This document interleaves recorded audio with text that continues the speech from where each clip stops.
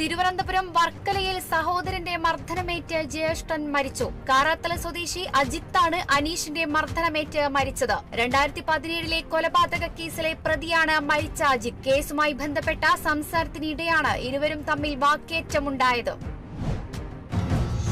മലപ്പുറം വളാഞ്ചേരിയിൽ മികച്ച അധ്യാപകനുള്ള അവാർഡ് തൗഫീഖ് സഖാഫിന് ലഭിച്ചു. സാമൂഹ്യ കലാ സാംസ്കാരിക ജീവകാരുണ്യ മേഖലകളിലെ മികച്ച പ്രവർത്തനത്തിനും തൗഫീഖ് അർഹത നേടിയിരുന്നു.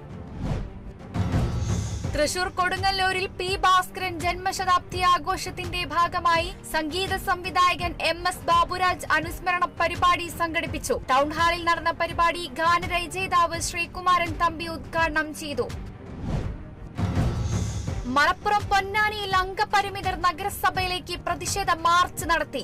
മാർച്ച് സംഘടിപ്പിച്ചത് അധികൃതരുടെ അനാസ്ഥയ്ക്കും അവഗണനയ്ക്കുമെതിരെ. 2017 ശേഷം പൊന്നാനി മുനിസിപ്പാലിറ്റിയിൽ അംഗപരിമിതർക്കായി യാതൊരു പദ്ധതിയും നടപ്പാക്കിയില്ലെന്ന് പരാതി.